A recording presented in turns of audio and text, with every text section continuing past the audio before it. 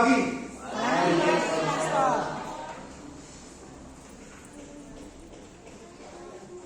Secara kalendarium seharusnya Natal terdapat di dalam gereja Katolik ya. Di awal dengan tanggal biji Natal, lalu kemudian diakhiri dengan pesta Epifani atau pesta penampakan Tuhan. Tetapi ini masih dalam suasana syukuran karena orang bona tahu di kampung masing-masing baru jumpa.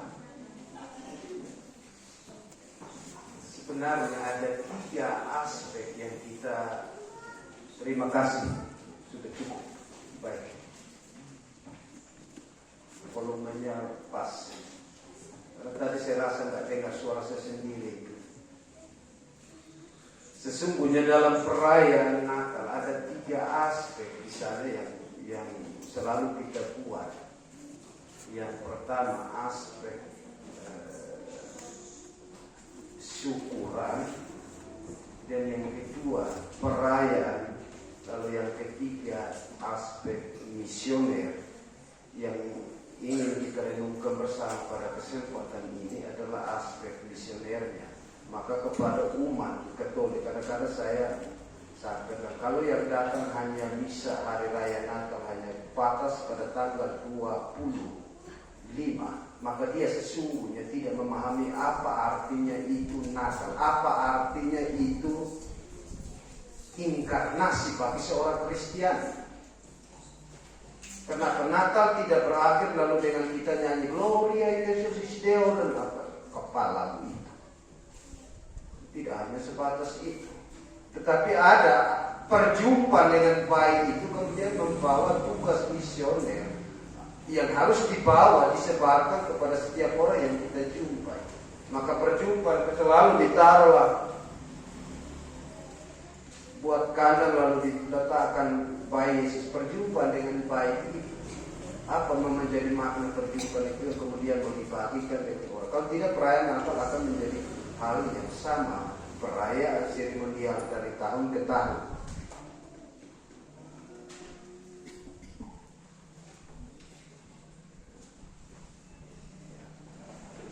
Untuk melihat salah satu aspek bagaimana menghadirkan misi Natal dalam hidup bersama, paling tidak ada cerita singkat ini untuk supaya anak juga bisa mengerti. Nanti terlalu omong, bahasa terlalu tinggi, anak tidak mengerti. Kamu tahu gajah? Hoi! Kamu tahu gajah? Anak-anak, adik-adik, kamu tahu gajah? Kuat! Mana? Kamu tadi pagi? Kamu tahu gajah? Bisa sebutkan ciri-ciri apa? Ciri-ciri gajah itu. Angkat tangan, jangan ini yang begitu tuh penat gitu. Angkat tangan itu. Jangan lirik teman.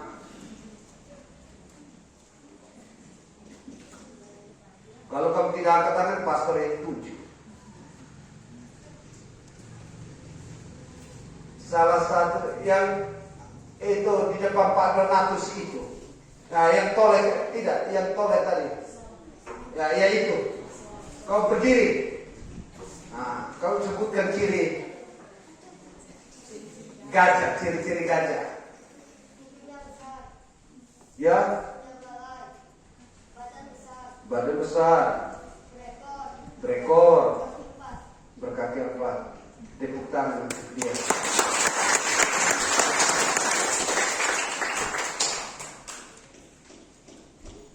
Jerapah.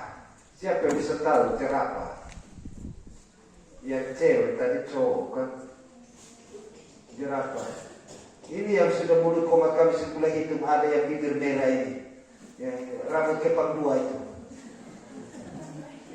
Ya itu. Kamu yang tertawa lihat pastor itu. Kamu berdiri.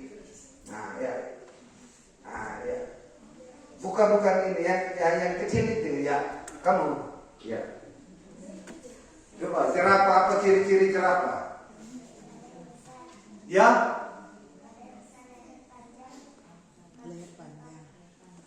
keempat, leher panjang. Baik, terima kasih. Kita tepuk tangan benar.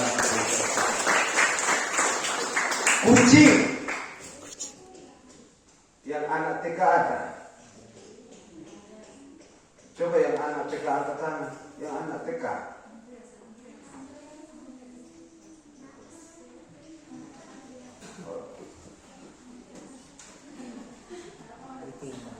Malu-malu dia di rumah mungkin tidak piara kucing kan, atau tetangga ada orang Manado.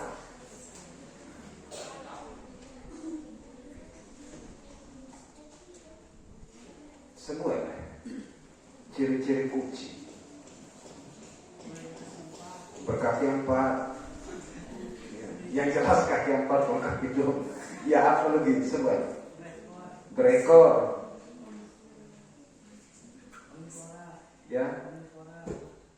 Ya, apa lagi? Dia berekor maka dia dikatakan seekor kucing. Kalau manusia tidak berekor, jadi dia tidak ada seekor manusia. Baik, kucing. Jadi satu ketika di hutan mau diadakan lomba. Jadi antara lomba lari, lalu kemudian itu diumumkan.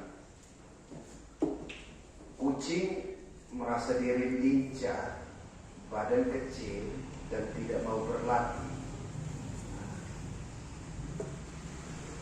Saat menjelang perlombaan, gajah datang menghampiri kucing, bisa kalau boleh mereka bisa berlatih bersama. Tapi apa jawaban gajah? Pergi sana kau. Jawaban kucing, badanmu gede, badan saya kecil, tak perlu lagi saya lincah, tak perlu latihan. Dengan kecewa, kemudian gajah pergi dan mengajak jerapah untuk latihan. Kucing tidak pernah latihan, bahkan juga tidak ikut technical meeting itu. Jadi pas hari hanya singa yang jadi wasit, juri dalam lomba lari itu. Ketiga berada di garis start, singa katakan, pada hitungan ketiga semua sudah harus pertama siap, bersedia, siap, bersedia, siap, atau apa itu? Bersedia, siap, ya. Jadi pada hitungan ketiga baru lari. Lomba itu mulai dihitung. Jadi singa itu bersedia, siap. Baru hitungan kedua kucing sudah lari. Kucing lari, lebih dulu lari. Jadi jerapah dengan gajah bingung lihat harimau, lihat singa itu. Kenapa dia lari? Biarkan dia lari, dia oto-oto itu kan. Dia pikir dia paling hebat. Gak ikut technical meeting, gak ikut latihan. Jadi pantas saja kalau baru hitungan kedua dia lari, biarkan dia lari. Dan pada hitungan yang ketiga, jerapah dengan gajah berlari. Kamu bisa bayangkan siapa yang memenangkan perlombaan itu?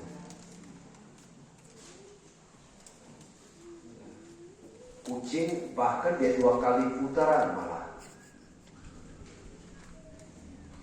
Antara jerapah dengan gajah, siapa yang memenangkan? Ya, alas kenapa? Kamu tahu kenapa jerapah menang? Karena lehernya apa? Panjang ya. Jadi dia masih badannya masih lehernya sudah lewat garis finish kan? Ya itu lebih panjang dari gajah. Ya itu. Tapi dari cerita ini saya mau sampaikan bahwa banyak kali tugas misi yang diemban justru dihidupi, diwartakan dalam bentuk persaingan yang membuat kita kadang terjebak dalam persaingan tidak sehat. Kadang-kadang faktor eksternal yang persaingan atau kompetisi, mengikuti kompetisi karena harapan untuk mendapatkan imbalan itu mesti hati-hati. Saya lihat ini kadang-kadang di sekolah di TK, ini pastor kasih uang supaya dia semangat. Tapi kalau kompetisi yang didasarkan pada imbalan, maka kalau tidak diperhatikan sungguh-sungguh akan jatuh pada istilah psikologinya zero sum.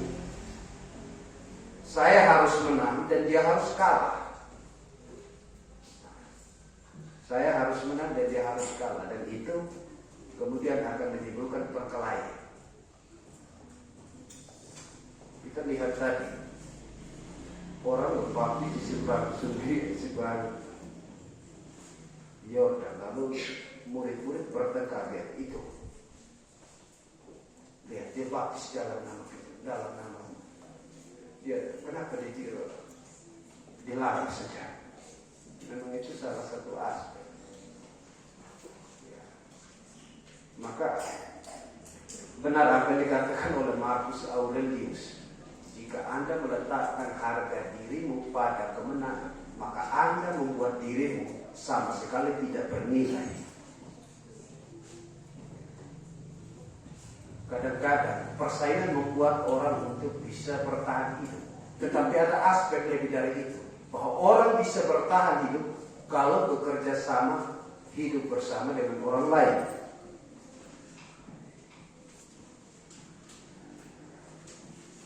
Tidak tahu, kadang-kadang tidak tahu kalau di Budi Dharma pakai masih, tapi kalau Budi Dharma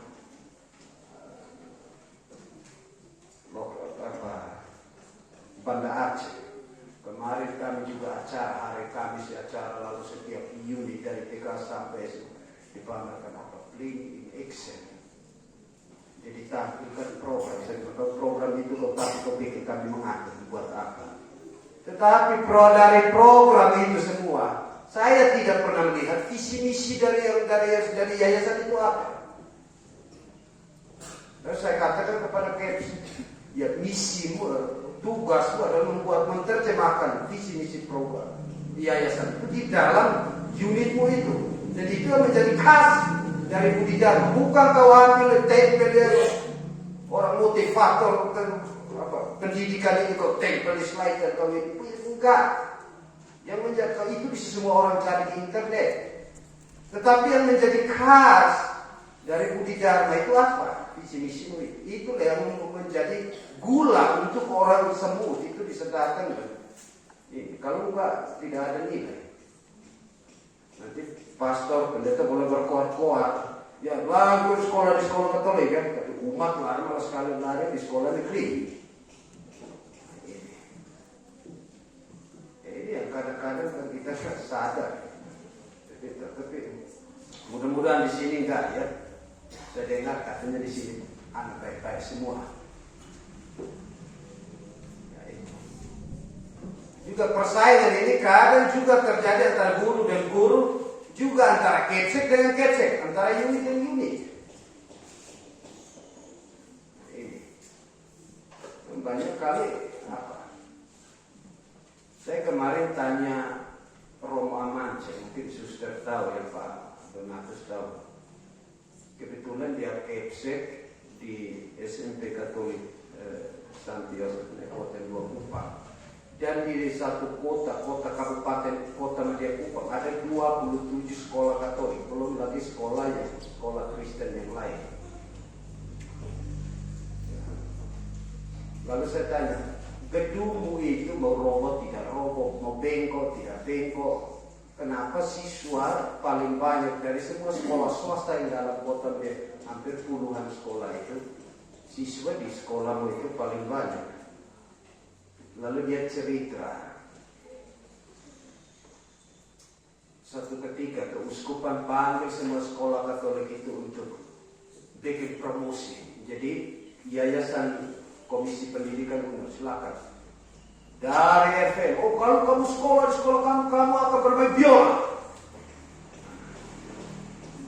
Mulai dari PRR, CIY. Oh, kalau mau paham IT segala macam.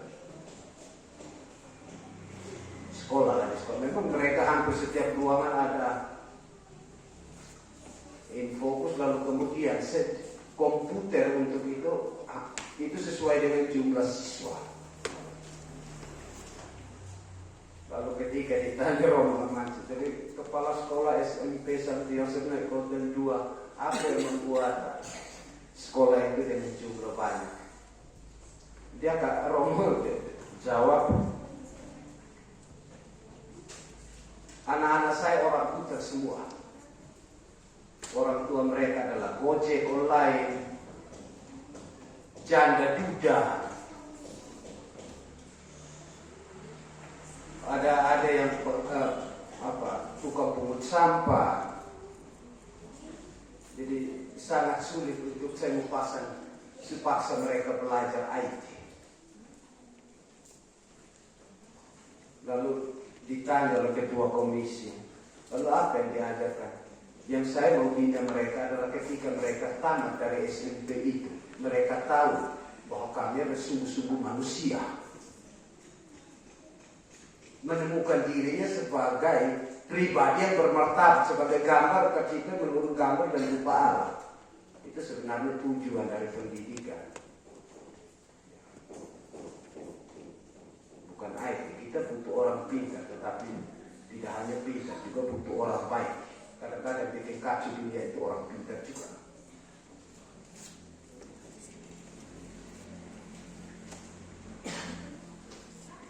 Mari kalau kita mau bersaing yang baik-baik ya.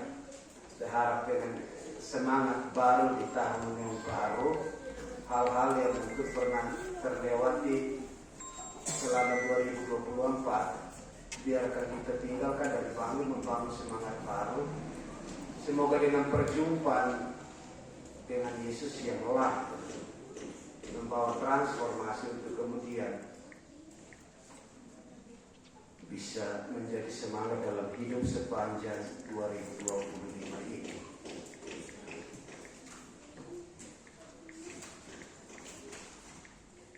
Maria dan Yosef yang jaga itu juga tidak berkelahi ya. Maka kita juga yang stop. Apalagi kita sesama Kristen ini. Kemarin kami pertemuan, hampir semua 7 pendeta, tambah 1 pastor, 3 pastor, kami 10 orang. Ibadah kami minum tua. Kita minum tua. Pastor, tak boleh. Saya ganggu metodis, pendeta metodis, gembala metodis. Pak Gembala, kalau berbulu katea di yang tubuh, jangan berpikir sudah tubuh saya mau terbang. Nanti nggak terbang-terbang. Jadi mari bersama kita minum tua, kita masih injak tanah ini. Tuang ke dia dosamu saya tahu. Setelah minum baru kami minum dari jam 4 sore sampai dari jam 10 pagi dan sampai jam 4 sore di pastoral. Setelah itu baru saya bilang, kita ini sesama Kristen. Kadang-kadang orang biru, kita berkelahi. HKBP bikin YouTube, promosikan Allahnya yang paling benar. Katolik bikin YouTube, promosikan Allahnya yang paling benar. GPIB promosikan di YouTube Allahnya yang paling benar. Metodis begitu, datang Pentakosta dia mencas kita semua, karismatik, Bethel, Yehova. Lalu yang kita cari orang Kristen itu apa? Setelah itu kita mulai baku antara pimpinan gereja berkelahi terlepas umat jemaat. Lalu itulah yang diajarkan oleh Kristus untuk kita. Saya bilang ke pendeta sini tonang ya, pendeta HKBP. Mana seberang saya Pak Pendeta tarik, saya tinggi teriak Pak Pendeta dari situ. Bawa pulang. Pak Pendeta juga begitu. Kalau saya tarik umat HKBP datang ke sini, pulang. Bukan soal gereja mana baik dan benar, tetapi setia dengan pilihanmu itu. Bukan rasa semua gereja lalu kemudian promosi Allah paling benar. Lupa berbicara dengan Allah, berbicara tentang Allah nomor 1. Berlomba-lomba, tapi lupa berbicara dengan Allah. Ini yang banyak kali terjadi kemunduran dalam kita yang kekristenan. Cukup di Banda Aceh sini cukup dia misi sudah ketentu ya Ibu Parus. Tidak perlu pasang leher lagi itu. Dipotong lagi ini. Maka Paus Yohanes Paulus kedua katakan menjadi martir perkara itu mudah, tetapi panggilan kekristenan yang sekarang ini adalah bagaimana berusaha untuk menjadi martir tidak perkara, menghidupi nilai kekristenan itu supaya orang yang melihat menjumpai kita, oh ini baru HKBP, oh bukan baru HKBP, ini baru Katolik, bukan Katolik, umat Katolik yang baru diterima. Saya harap kita yang di yayasan ini yang Kristen, justru yang kita yang inilah yang berjuang. Tidak usah bilang nanti mau mengkristenisasi yang ini. Tetapi orang akan dengan cara hidup kita, cara komunikasi kita dengan orang, cara menyapa orang, cara berrelasi dengan orang, itulah yang menjadi daya tarik untuk kemudian orang bisa mencintai Kristus. Kalau tidak,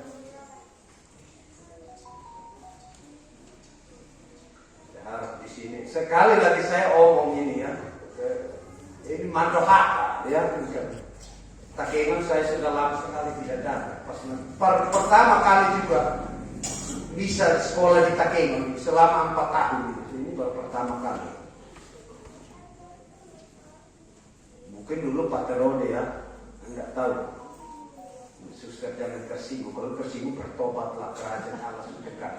Iklan TV One pagi-pagi bantu mama angka air di pusat. Itu dulu foto di kampung saya, tipu-tipu itu. Bikin bak air, tinggi data isi air. Padahal tidak ada mata air di situ. Keran untuk foto syuting, air habis di bak, semen tebelah. Air susah, rebus tanah. Bukan dengan kayak itu. Jadi suster jangan itu ya. Jadi, kalau marah juga tidak apa-apa. Karena ini yang terjadi di kita. Dan yang saya omong bukan mengungkap apa, tapi yang terjadi di Banda Aceh itu kadang-kadang di antara Katolik dengan Katolik, yang Katolik dengan suster,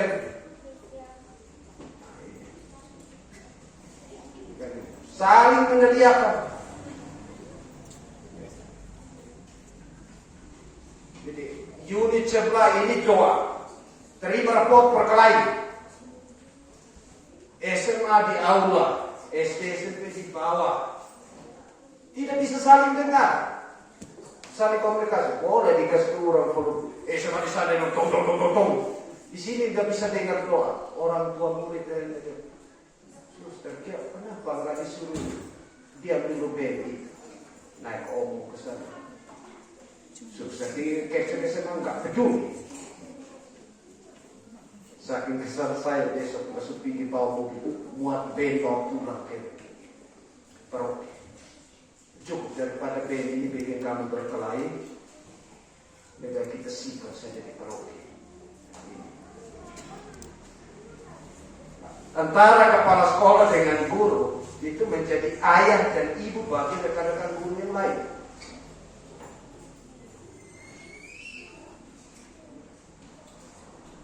Karena memang ini gejala yang terjadi saya harus omong ini terbuka. Gepsek mengatakan kepada guru bodoh pagi di hadapan murid-murid.